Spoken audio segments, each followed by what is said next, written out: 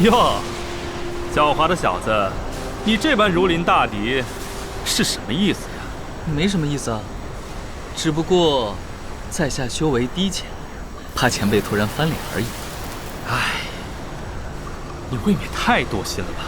哎，此一时彼一时。既然前辈现在另有帮手，在下可就不敢笃定了。什么帮手？小子，蠢材，你是怎么发现我的？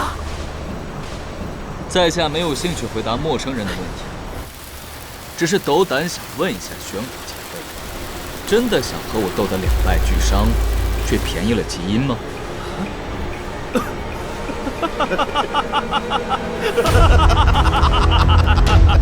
两败俱伤？你未免也太高看你自己了吧？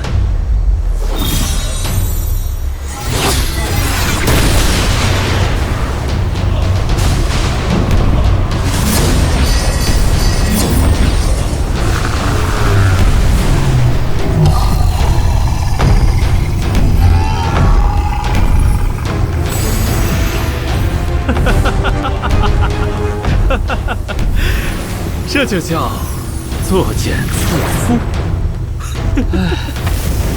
谢前辈的阵旗，晚辈就笑纳了。